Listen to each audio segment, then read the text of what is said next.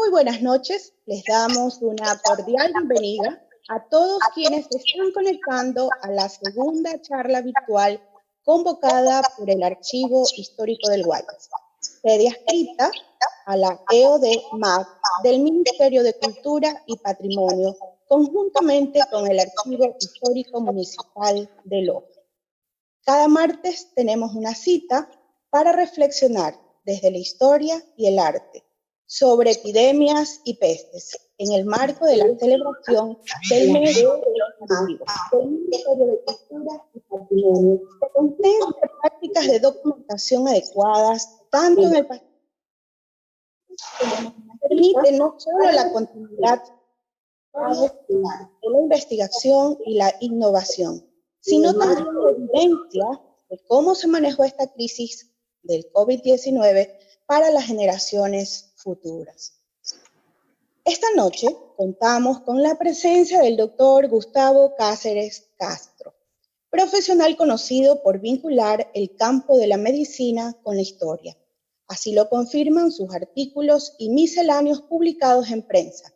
Gustavo Cáceres es doctor en medicina y cirugía y autor de las siguientes obras: Diccionario básico de terminología y personajes de la medicina ecuatoriana, publicado en 1989. Medicina en la prehistoria ecuatoriana, publicado en 1991.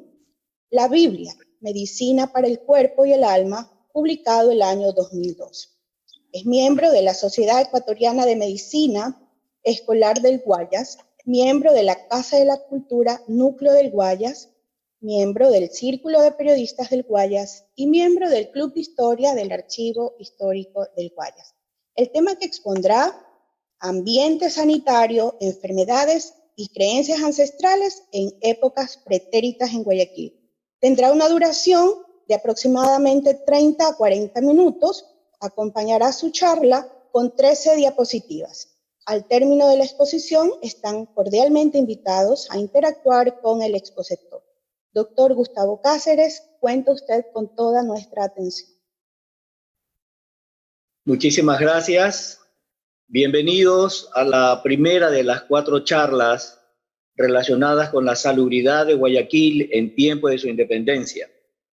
De antemano, debemos reconocer la valiosa labor que viene realizando la magíster Mariela García Caputi, directora del MAC, la magíster Delia María Torres Tello, gestora cultural del Archivo Histórico del Guayas y creadora del Club de Historia de la institución, al ingeniero Alfredo García, administrador del Archivo Histórico del Guayas, y al doctor José Carlos Arias, jefe del Archivo Histórico de Loja, quienes en labor mancomunada están haciendo efectivo eventos como lo que estamos realizando hoy.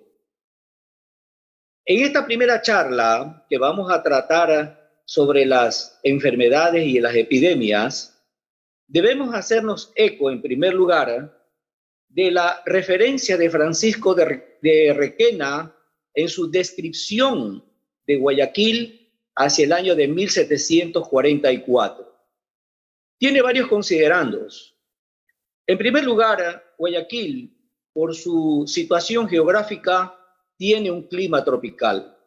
Esto lo hace blanco de los fuertes aguaceros o lluvias que originan a su vez formación de pantanos, formación de espejos de agua que pueden en todo caso predisponer al desarrollo y la incubación de insectos como los mosquitos, las moscas y otro tipo de alimañas.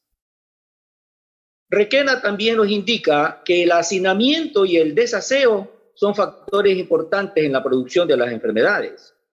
Recordemos que el río Guayas, aparte de ser el principal proveedor de líquido vital para Guayaquil, es también un vertedero de una serie de inmundicias, entre las cuales podemos citar las aguas servidas del Hospital Civil de aquel entonces, en donde no solamente se eliminaba la basura, sino que también se eliminaban sangre, desechos humanos hacia el río Guayas. Al río Guayas también se iban a lavar los cueros, o había el lavado de las curtiembres para la fabricación de los derivados del cuero. Se eliminaban animales muertos y, sobre todo, hay que ponerle atención a esto, la eliminación de las excretas humanas. Guayaquil, por su condición de puerto, es un centro impresionante de intercambio no solo de mercaderías, sino también de personas. Hammerly ubicaba la población de Guayaquil hacia 1805 en 13.700 habitantes. Este incremento del índice poblacional se debe precisamente a personas que venían de la sierra a encontrar fuentes de trabajo en un lugar como Guayaquil, que actuaba como puente, como puerto. Esto crea, pues, lógicamente, el ambiente apropiado para que las enfermedades y epidemias se puedan desarrollar con gran facilidad. La pregunta de rigor que surge a continuación es, ¿de dónde se proveía el pueblo guayaquileño del agua potable para poder tomar? Porque si consideramos que el río Guayas era y sigue siendo altamente contaminado, la pregunta, como indicaba, es ¿de dónde se conseguía el agua para beber? Existen varias ponencias. Madero nos indica que probablemente la provisión de agua estaba hacia el norte de Guayaquil el Viejo, dado este nombre por estar asentado en las faldas del cerro, probablemente del estero de Dimas, hoy desaparecido. Luz Urriaga nos indica, en cambio, que de pronto la provisión de agua puede estar muy cerca de Yaguachi. Pero ya sea lo uno o ya sea lo otro, lo importante está en conocer que esta agua era envasada en botijas de barro y transportada por balsas impulsadas a vela que conducían el agua a Guayaquil, a donde se lo distribuía. Otra de las posibles provisiones de agua provenía de los pozos. Y esto es un capítulo muy importante para aquellos que son emelexistas. Para 1622, los agustinos perforaron un pozo en el patio de su convento, con muy buenos resultados. En 1623, los dominicos, para no quedarse atrás, también perforaron su propio pozo con éxito rotundo. Ante esta evidencia, el Cabildo de Guayaquil, haciéndose eco de todos estos éxitos, también cavó su propio pozo en las inmediaciones de la calle Julián Coronel y Rocafuerte. De ahí se formó el llamado Pozo de la Noria, y de ahí la denominación de aquella barra tan popular llamada Boca del Pozo, que es, pues, de patrimonio melexista. Estos elementos refieren la importancia del agua en la salubridad de Guayaquil. Pero además de ello, también tenemos que tratar cómo se disponían las excretas humanas. Yo pienso que esta parte es mucho más conocida por todos, porque para 1820, fecha que estamos estudiando aproximadamente, no había, pues, el sistema de alcantarillado. Para aquel entonces, las excretas humanas eran depositadas en pequeños barriles de madera. Cuando este barrilito ya estaba lleno, un señor en una carreta alada por mulas entregaba a la familia un barrilito vacío y limpio y cogía el barrilito que estaba lleno. Lógicamente no se sabe a ciencia cierta dónde era el lugar que se depositaban dichas excretas humanas, pero la razón nos indica pensar que la parte más probable era el caudal del río Guayas. Con todos estos antecedentes, podemos darnos cuenta, pues, que el ambiente sanitario realmente para aquella época dejaba mucho que desear y que era lo que concedía posteriormente el origen de muchas enfermedades y epidemias. Vámonos con la primera enfermedad, el paludismo. El paludismo, llamado también malaria. El término malaria procede de las palabras mal aire, es decir, de la pestilencia por la descomposición de las aguas acumuladas en los pantanos. Sea como fuera, estos espejos de agua determinaban pues que haya una altísima proliferación, principalmente de mosquitos. En el caso del paludismo, este es transmitido por un mosquito del género Anopheles, y transmite un parásito, un hemoparásito llamado Plasmodium del tipo Vivax. Este mosquito, al picar a la víctima, ingresa el Plasmodium, que es el parásito, y va directamente hacia el hígado. En el hígado se cumple la primera fase evolutiva y luego de haberla cumplido pasa hacia los glóbulos rojos, a los cuales también parasita. Pero una vez que ha ingresado al glóbulo rojo, este se multiplica también activamente hasta que termina por romperlo, y los nuevos parásitos invaden nuevos glóbulos rojos, y este ciclo se repite una y otra vez hasta que finalmente el paciente entra, por destrucción de sus glóbulos rojos, en un estado agudo de anemia. Por eso es que el paciente, el guayaquileño afectado por paludismo, no solamente que tenía fiebre, escalofríos, sino que también entraba en insuficiencia respiratoria, en insuficiencia renal, en insuficiencia hepática porque el hígado estaba afectado, y posteriormente la muerte. Dentro del aspecto histórico, Madero y Plutarco Naranjo nos hacen conocer que hacia el año de 1526 los huancavilcas eran la tierra de los huancavilcas, era eminentemente palúdica, aunque existen otras ponencias que nos dicen que realmente el paludismo ingresó con los españoles en el mismo año de 1526, cuando el piloto Bartolomé Ruiz arribó a las costas de Esmeraldas. Esta terrible enfermedad, ya nuestros ancestros la trataban con quina o cascarilla, cuyas propiedades las vamos a definir en una próxima charla. En la lámina que estamos observando, podemos ver a la ciudad de Guayaquil más o menos hacia el año de 1920, y tenemos un tubo de ensayo ahí hacia el lado derecho en la parte inferior, diferentes tipos de mosquitos analizados por el médico Ettore Marchafiaba y el zoólogo Baptiste Grassi. Aquí es importante recalcar que definitivamente dentro de la iconografía ecuatoriana existen muy pocas obras, por no decir ninguna, que tenga referencia con las epidemias o con las pandemias, por lo cual hemos tenido que recurrir a la iconografía extranjera, entre esos inglesa, española o italiana. Vámonos con la siguiente lámina, que corresponde a sarampión.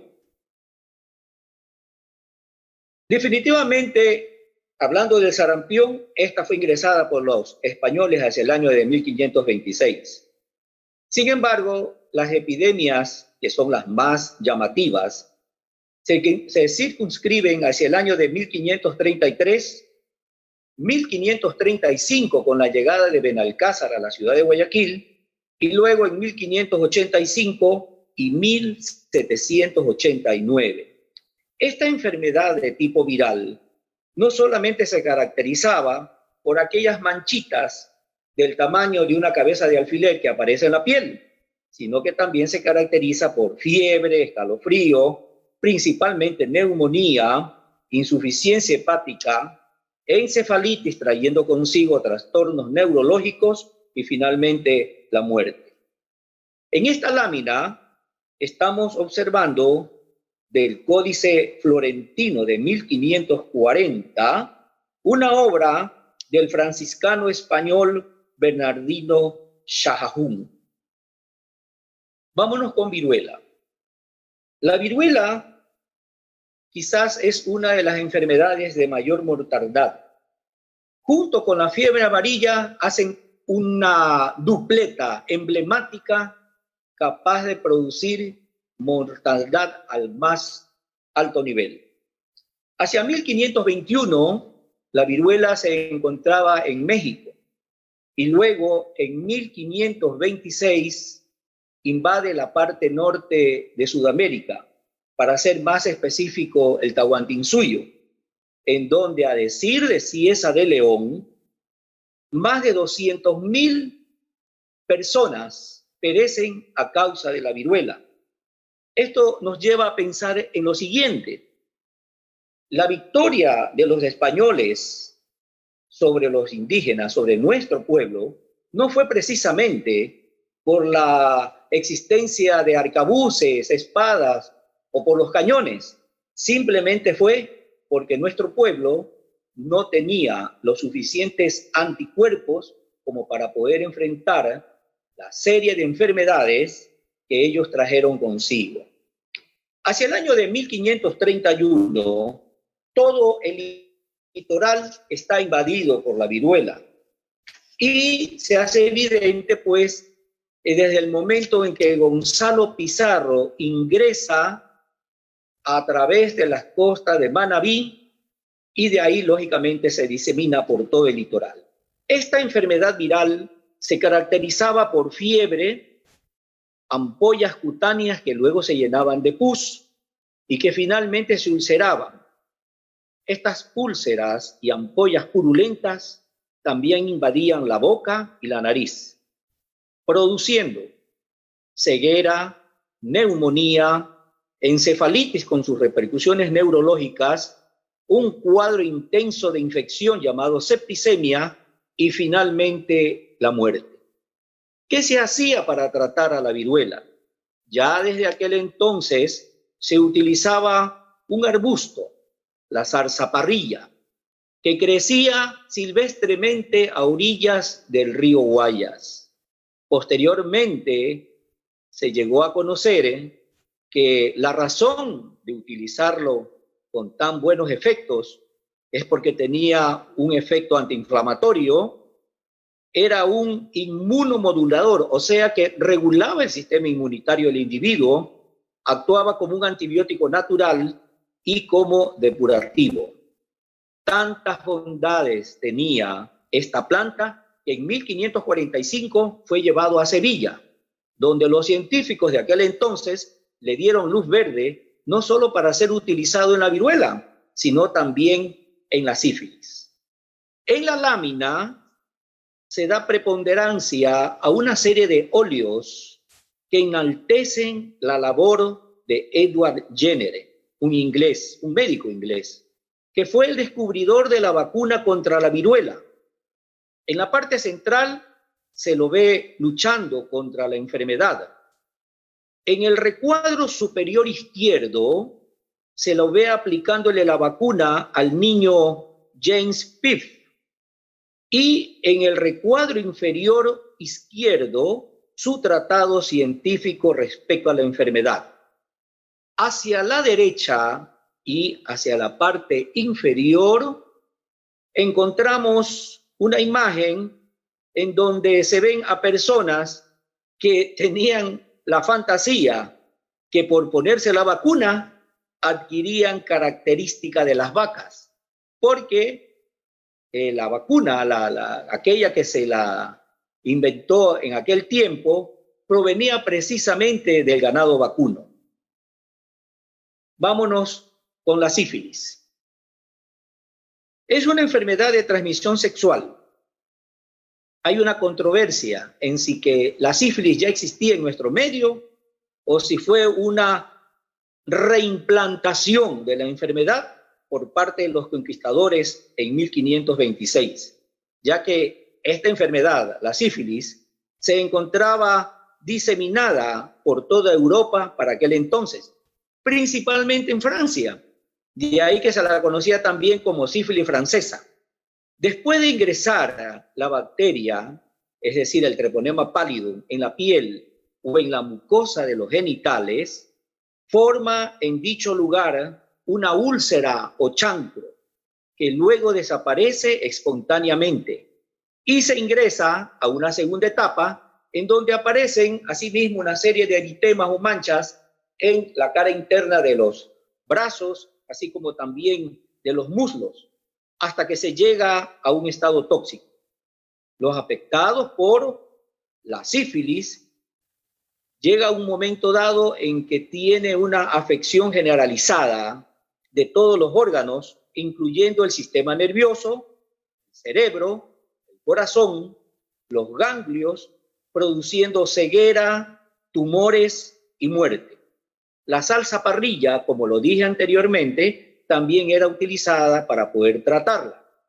En la lámina vemos una expresión artística denominada El Niño Cristo castiga a la humanidad con sífilis, del autor Joseph Gununapik en 1496.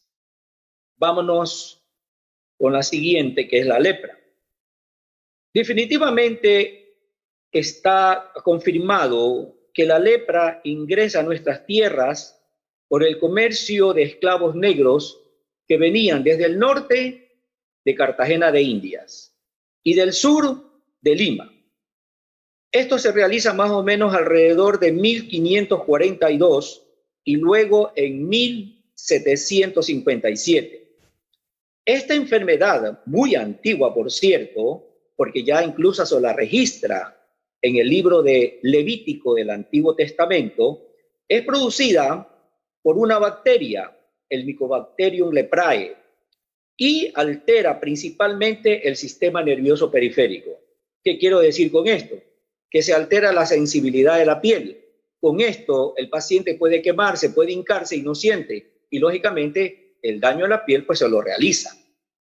Se altera la sensibilidad produciendo también úlceras cutáneas que afectan también las mucosas de las vías respiratorias superiores y de los ojos, produciendo deformidades y realmente muy pocos casos la muerte, pero en cambio es una vida llena de agonía. ¿Qué vemos en la lámina? En la lámina vemos un mosaico de la Catedral Monreal de Sicilia, en donde se observan imágenes tanto hacia la izquierda como hacia la derecha, con manifestaciones religiosas en las cuales se evidencian personas afectadas por lesiones cutáneas de la lepra. Y en un acercamiento, como lo ven en el recuadro inferior izquierdo, la posición anormal del pie derecho y la mano en garra del mendigo que aparece en dicha parte. Vámonos con la fiebre amarilla. Bien, como les decía al comienzo, la fiebre amarilla forma dúo con la viruela porque son emblemáticamente mortales. A la fiebre amarilla también se la conocía con el nombre de tifus amarillo o vómito prieto. ¿Por qué? La palabra tifus significa enfermedad infecciosa que se contagia fácilmente. Y el apelativo de amarillo es por la ictericia de la piel. La enfermedad se transmite por un mosquito también, como en el caso del paludismo.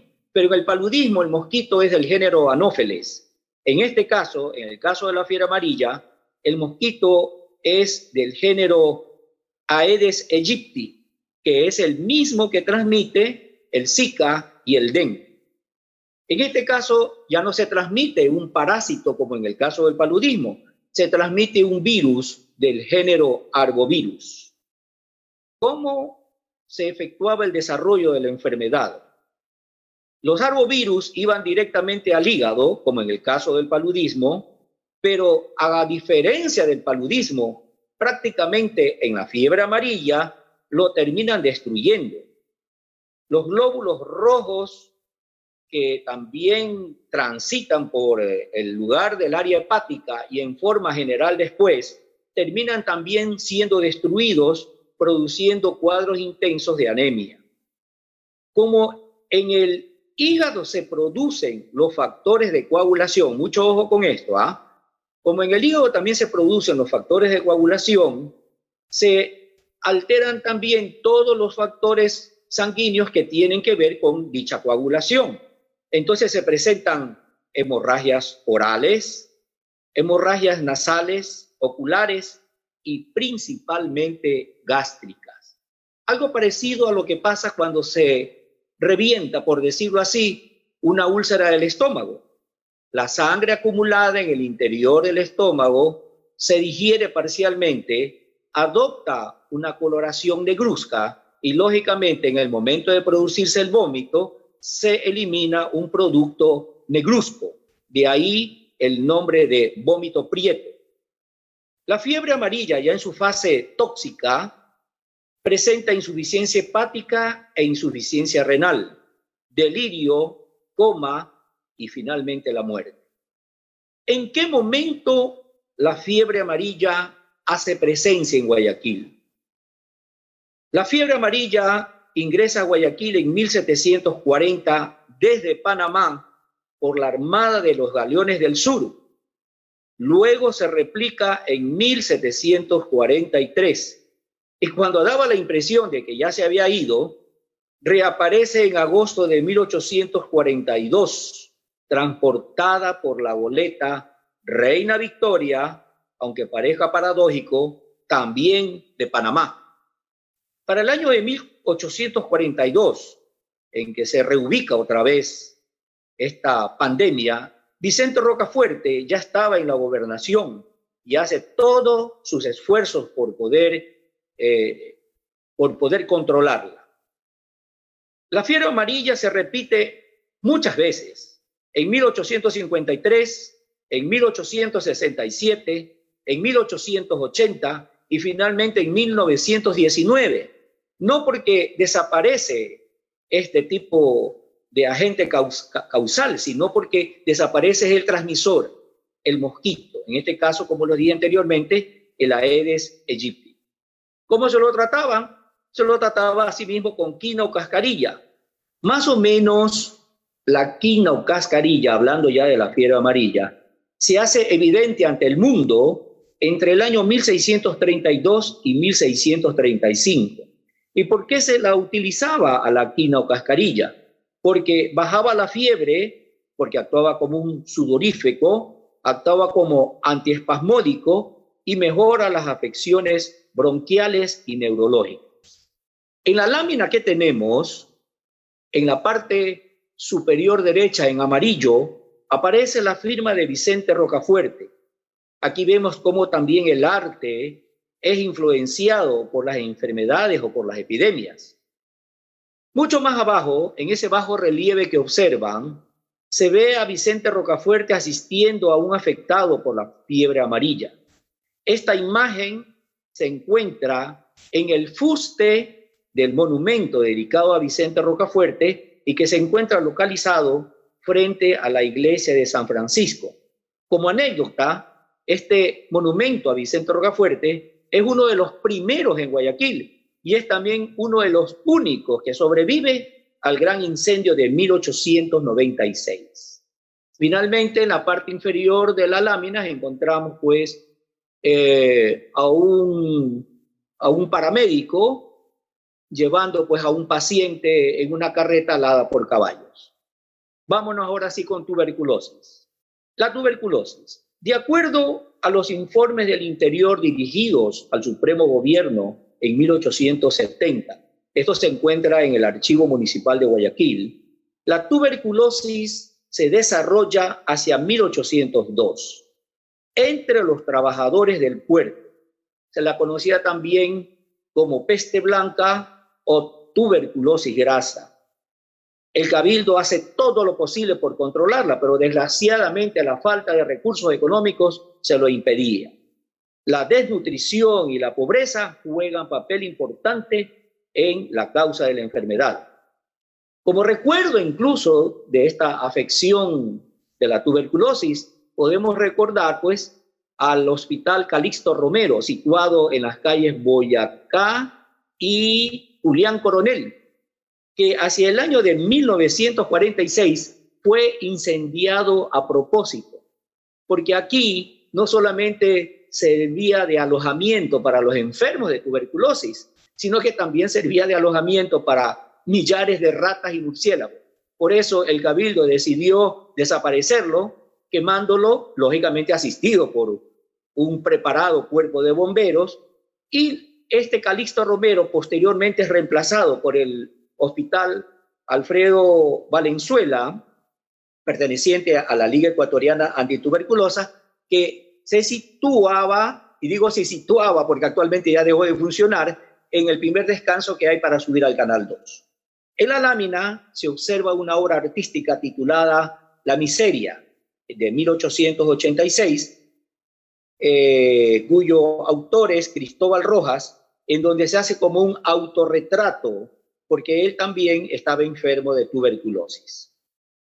Pasemos a la peste bubónica o peste negra.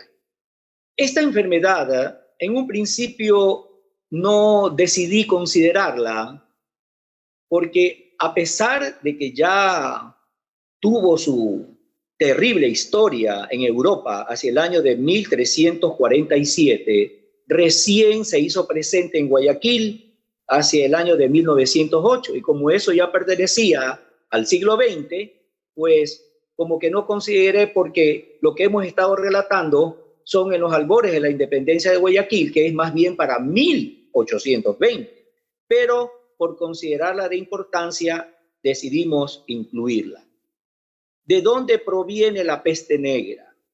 Viene procedente del puerto de Paita, en Perú, transportada por los vapores de la compañía Pacific Steam hacia el año de 1908. En 1913, toda la costa ecuatoriana estaba totalmente afectada por la enfermedad. Se repite en 1930, en 1935 y en 1939, porque en 1940 se declara a Guayaquil puerto limpio clase A según el Código Sanitario Panamericano. No sé si las personas que lo pueden hacer podrían recordar que hasta hace más o menos unos 20 o 25 años, en las esquinas de las calles había un letrerito que decía Guayaquil, puerto limpio clase A, no porque estaba libre de basura, sino porque estaba libre de la bubónica. Esta enfermedad era producida por bacterias, en este caso la Yersinia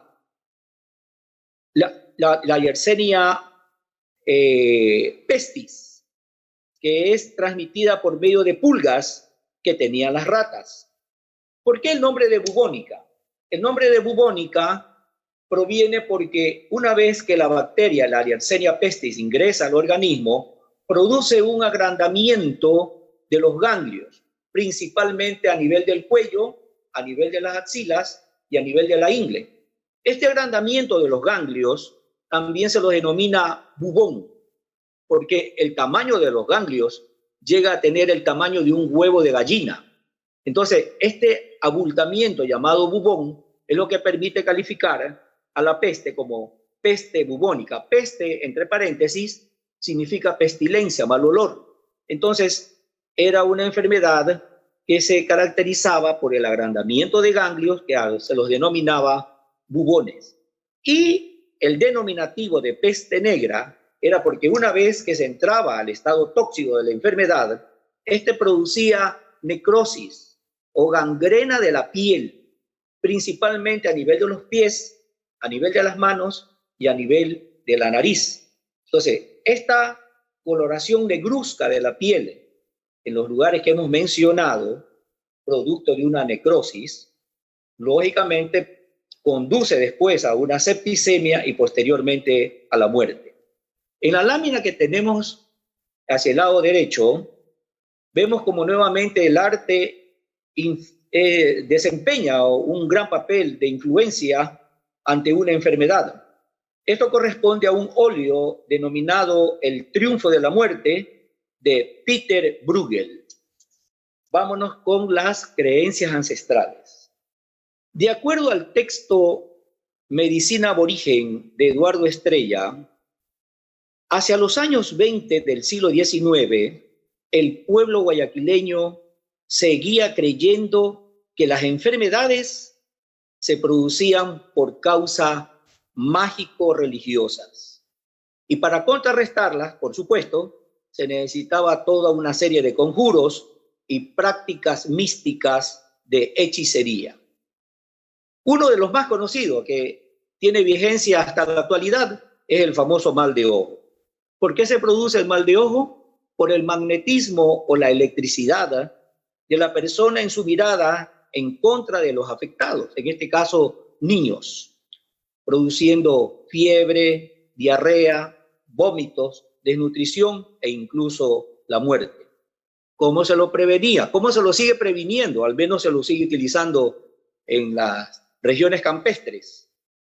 Con una prenda de color rojo que se lo colocaba en la muñeca de la mano, incluso el mismo cacique de Colonche de aquel entonces, estamos hablando de los albores de la independencia, utilizaba una prenda roja para protegerse de tan terrible mal. En la lámina vemos pues una escenificación de cómo el magnetismo de la mirada puede afectar a un bebé. En la gráfica estamos escenificando lo que es el espanto. El espanto es una pérdida o robo del alma del afectado por espíritus malignos. Para poder recuperarla, el curandero chamán tiene que entrar en trance. Esto se lo hace generalmente con drogas alucinógenas, como la coca, el miopo o el florón. Entonces, el chamán, ya en trance, viaja al mundo espiritual para poder recuperar el alma robada y traerla de regreso. Hay síntomas muy evidentes, como son la fiebre, la diarrea, el vómito, la deshidratación y, lógicamente, la muerte. En esta lámina tenemos a un chamán que está en pleno trance. Para finalizar la charla, quiero mostrarle unos ejemplos de fuentes primarias que tienen que ver con algunas de las enfermedades que hemos visto. Pasemos a la siguiente. Ok. Aquí tenemos ejemplos de fuentes primarias que facilitan en mucho la labor del investigador. Veamos primero la que se encuentra hacia el lado izquierdo. Es un documento del Archivo Histórico del Guayas, número 16.528, fechado en 3 de enero de 1910 y que consiste en un telegrama manuscrito para R.R. Vallarino de parte de F.B. Stewart de los ferrocarriles de Guayaquil y Quito, donde se pide informar al general Alfaro sobre las medidas que se toman en Milagro sobre o ante la epidemia de la bubónica. Hacia el lado derecho tenemos un documento también del Archivo Histórico del Guayas, número 15.393 y fechado el 15 de enero de 1903, que es una carta de José Peralta, un coideario liberal de Alfaro, para dirigirlo precisamente al general y comentando sobre la existencia de la fiebre amarilla en la ciudad de Cuenca. En todo caso, la fiebre amarilla no era patrimonio solamente de Guayaquil, sino de todos los lugares del Ecuador. Estos documentos dan sustento a los trabajos de investigación, al ser fuentes directas y en tiempo real. Y de ahí la tremenda importancia de los archivos en la memoria histórica de los pueblos. Muchísimas gracias.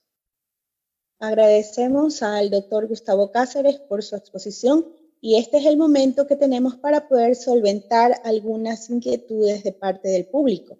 Agradecemos la asistencia de los amigos del Museo Presley Norton, amantes de Zumpa, nuestros compañeros del Archivo Histórico del Guayas, José Luis Castro. Él envió un saludo y dice: excelente fotografía histórica de Guayaquil durante la fiebre amarilla, gran aporte. Olga Wolson hace referencia a Eduardo Estrella, recordado médico, director hasta su prematura muerte del Museo de la Medicina, ubicado en la esquina del Hospital San Juan de Dios. Y tenemos aquí una pregunta doctor, para que usted pueda ayudarnos con su respuesta. Indica lo siguiente.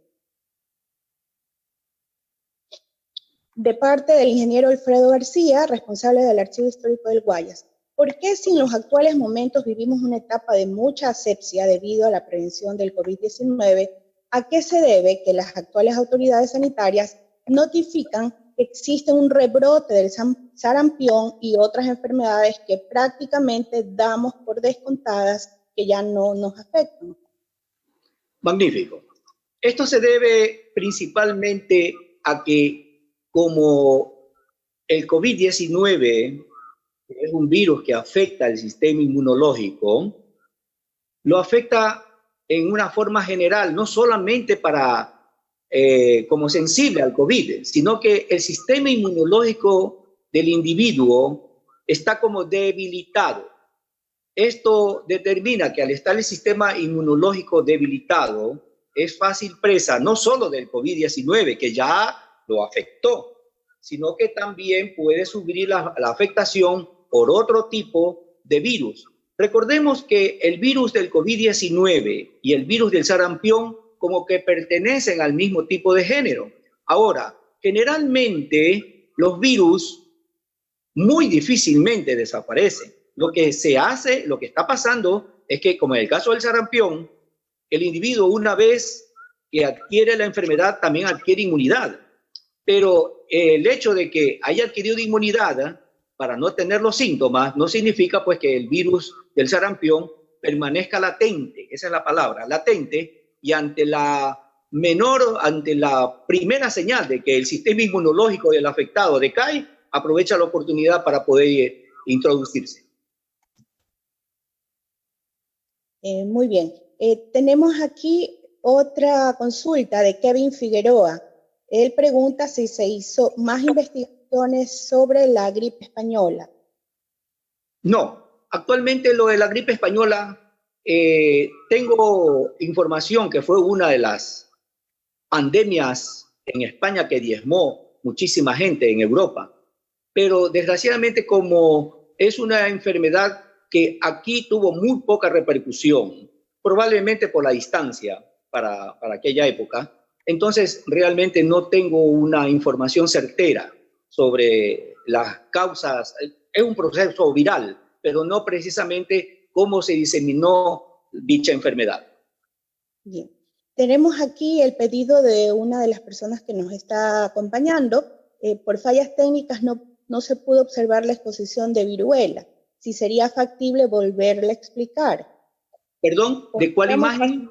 De la viruela. De la viruela. Ya, con mucho gusto. Con mucho gusto. O sea, ¿quiere una referencia total de la enfermedad o no fue que escuchó parte de ella?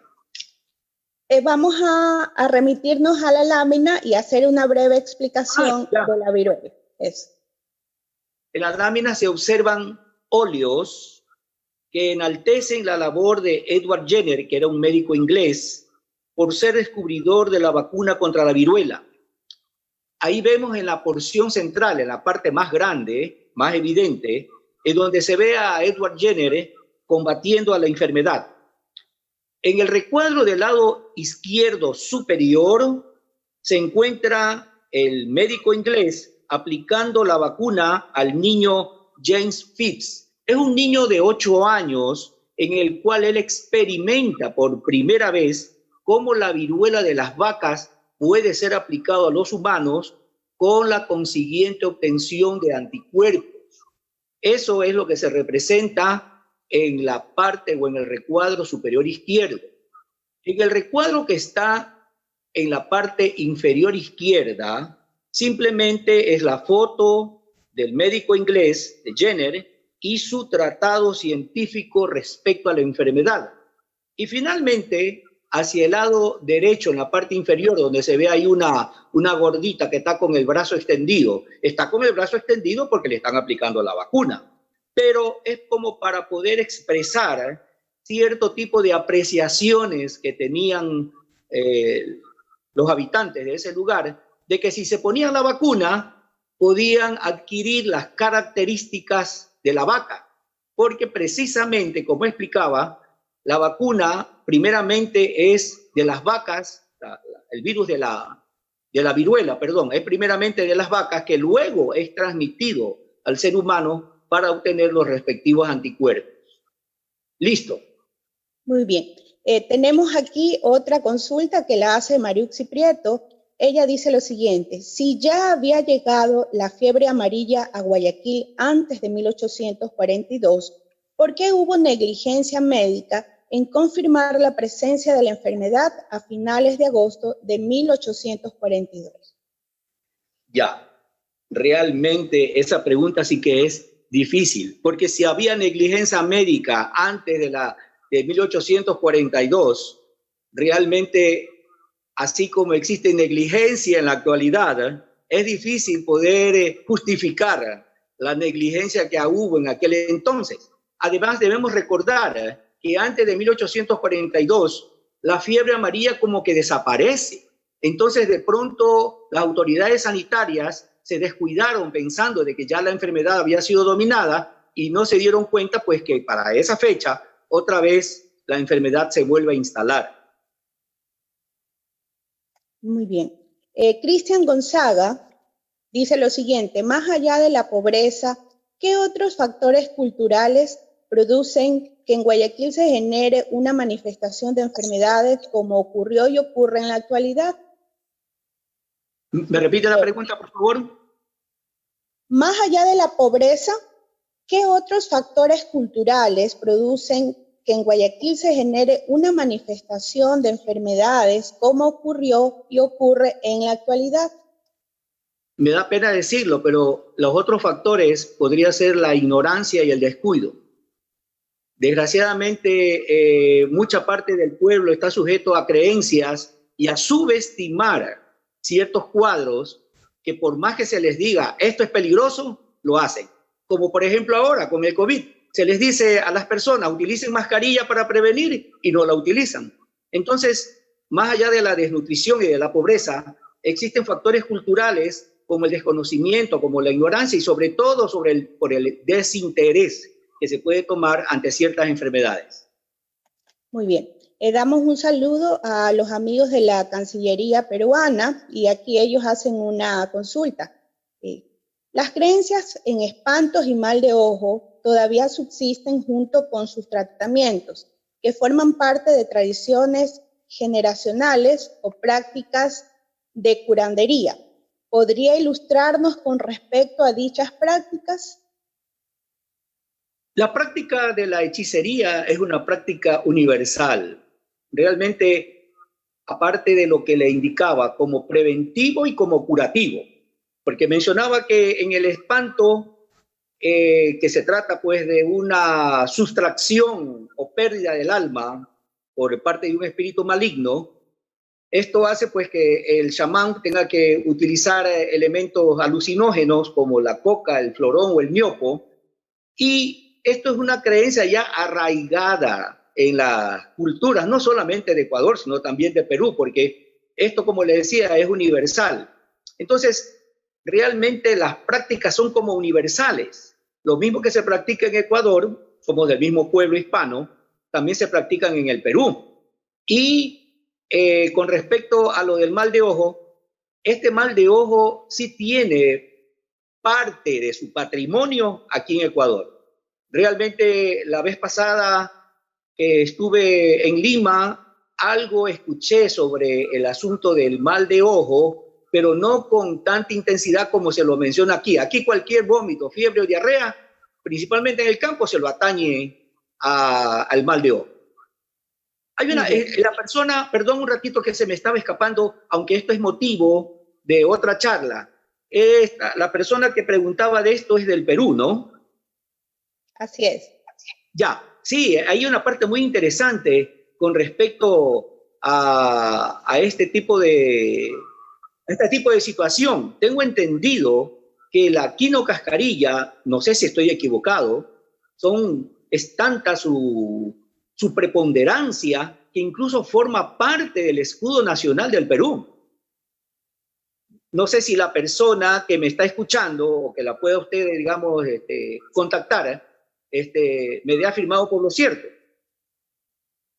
Esperemos que nos responda. Hasta tanto, doctor, queremos saludar a los amigos del Museo del Cuerpo de Bomberos y tenemos aquí una representante, María José Quesada Gómez.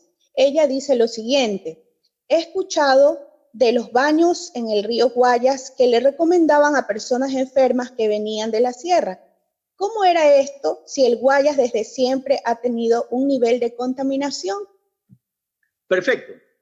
Recordemos que la parte contaminada es la parte aledaña a la ciudad. Y más aún, parte de estos beneficios se dan, y por eso no se la toma, es porque el río Guayas tiene, aparte de un sabor salobre, un alto contenido de minerales. ¿De dónde vienen esos minerales? De las alturas, pues. Como los ríos que forman el Daule y el Babahoyo provienen de ríos que vienen de la región interandina, vienen arrastrando una serie de sales que al llegar al caudal del Guayas lo hace hasta cierto tiempo beneficioso para ciertas cosas. Pero yo me refería es a la parte del caudal del río Guayas aledaña a la ciudad de Guayaquil, que es donde se eliminaban esta serie de desechos. Pero como lo dije en un principio, precisamente por lo saludable, por decirlo así, del agua, esta se la tomaba algunos kilómetros al norte de Guayaquil el Viejo y aún, según Usuriaga, muy cerca de Yaguachi, donde podemos colegir de que de pronto a esas alturas el río tiene todavía sus propiedades benéficas, como lo menciona la señorita. Muy bien. Ya nos ha contestado el doctor Daniel Loarte, dice, es cierto, es parte de nuestro escudo representando el reino vegetal. Incluso hay una tradición de Ricardo Palma que espero ubicar para alcanzárselas a través del Archivo Histórico del Guayas. Gracias. Le agradecemos de antemano. Y bien, queremos seguir saludando a todos los amigos que se están conectando y que han participado, no solamente como oyentes pasivos, sino activos, consultando, demostrando de esa manera el interés que hay por este tipo de actividades.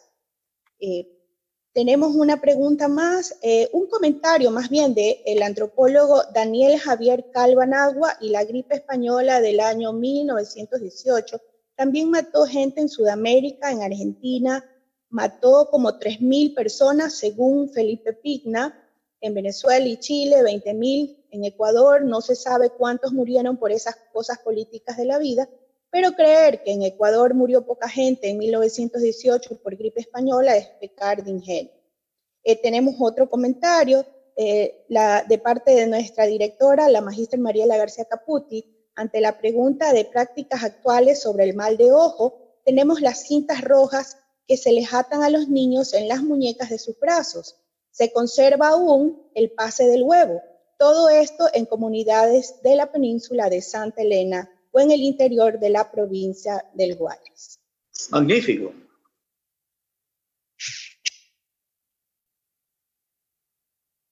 Y bueno, y seguimos recibiendo los saludos de nuestros amigos. Tenemos a Diane Suter de Massachusetts, agradeciendo la exposición del doctor Cáceres y por compartir todos estos conocimientos. Queremos agradecer nosotros también a todo el equipo técnico que ha estado acompañándonos en la primera y en esta segunda charla. Detrás de esta actividad hay varios compañeros, todos los compañeros del Archivo Histórico del Guayas en la búsqueda de documentación, en la digitalización, el personal técnico para que esto pueda llegar a ustedes. Conocimiento para ellos, por favor. Muchas gracias por ese apoyo y muchas gracias a todos a quienes nos han acompañado. Y recordemos que el deber de documentar no cesa en una crisis, se vuelve más esencial. Y no solamente recae como responsabilidad de los gobiernos, sino también en instituciones de investigación, en las instituciones educativas, especialmente en aquellas que están involucradas en el rastreo de la enfermedad, su mapeo y el análisis del genoma del patógeno para desarrollar vacunas. Por eso, los archivos debemos de garantizar los registros de los datos que sean precisos y que sean conservados adecuadamente en los repositorios. Y tener presente que el registro del pasado y su lectura a conciencia nos va a impedir cometer los errores del pasado. Definitivamente el confinamiento al que nos ha sometido el COVID-19 nos ha llevado a buscar nuevas formas y creativas para disfrutar de este contacto humano de una forma digital. Agradecemos a todos su asistencia y los invitamos para que nos acompañen el próximo martes 23 de junio. Tendremos la tercera charla virtual que estará a cargo del doctor José Carlos Arias Álvarez, jefe del Archivo Histórico Municipal de Loja, y el tema que él expondrá es el invierno del barroco. Doctor Gustavo Cáceres, agradecemos infinitamente su participación en este ciclo de conferencias y a ustedes por habernos acompañado. Será hasta una próxima ocasión. Buenas noches. Muchísimas gracias a ustedes.